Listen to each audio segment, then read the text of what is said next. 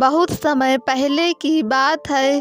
किसी दूर के गांव में मानापुर नाम के एक छोटे से गांव में एक साधारण किसान गोपाल रहता था। उसकी जिंदगी बहुत ही आसान थी। खेती, परिवार और गांव के अपने छोटे से जीवन में खुश रहता था। लेकिन गोपाल को हमेशा यह चिंता सताती रहती कि वह अपने परिवार को और अधिक सुख सुविधा कैसे प्रदान कर सके। एक दिन खेत में काम करते समय गोपाल को एक पुराना कलश मिला। वह कलश सोने का बना हुआ था और उसमें अद्भुत नक्काशी की गई थी। गोपाल ने जब उस कलश को खोला तो उसमें से एक जिन्न प्रकट हुआ। जिन्न ने कहा, तुमने मुझे सदियों के बंधन से मुक्त किया है। मैं तुम्हारी 3 इच्छाएं पूरी करूंगा। गोपाल चकित था, लेकिन उसने सोच समझकर अपनी इच्छाएं मांगी। पहली, अपने खेतों के लिए पर्याप्त वर्षा। दूसरी, गांव के लिए बीमारियों से मुक्ति। और तीसरी, हर गांव वाले के लिए सुख और समृद्धि। जिन ने उसकी इच्छाओं को पूरा किया। जल्द ही गांव बदलने लगा। खेत हरे भरे हो गए। गांव के लोग खुशहाल और स्वस्थ हो गए। पर धीरे धीरे गांव वालों में लालच और ईर्ष्या बढ़ने लगी।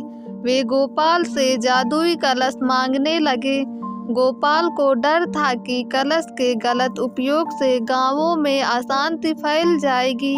एक रात उसने सपने में अपने पूर्वजों से संदेश प्राप्त किया कि सच्ची समृद्धि साझा करने से मिलती है, न कि छीनने से। गोपाल ने निश्चय किया कि वह कलश को पुनः जमीन में दबा देगा।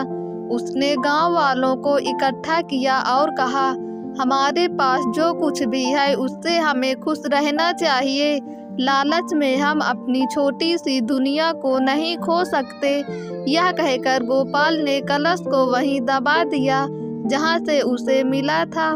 गांव वाले मान गए और अपने जीवन में खुश रहने लगे। उस दिन के बाद से मानापुर गांव मिसाल बन गया, जहां सभी अपने सुख दुख आपस में बांटते हैं और एक दूसरे के सच्चे साथी बने। कलश की कहानी सदियों तक गूंजती रही और गोपाल का नाम उस ज्ञानी पुरुष के रूप में सदा जीवित रहा, जिसने समृद्धि की चाह में संयम और समझदारी दिखाई। और यही कहानी आज भी हमें सिखाती है कि सच्ची धन संपदा उसी में है जिसे एक साथ मिलकर साझा किया जा सके और जो सबको एक साथ खुशियां प्रदान करे। दोस्तों, अगर आपको ये कहानी पसंद आई हो तो हमारे YouTube चैनल को सब्सक्राइब करके बेल आइकन को क्लिक कर दें ताकि वीडियो का नोटिफिकेशन सबसे पहले आप तक पहुँचे।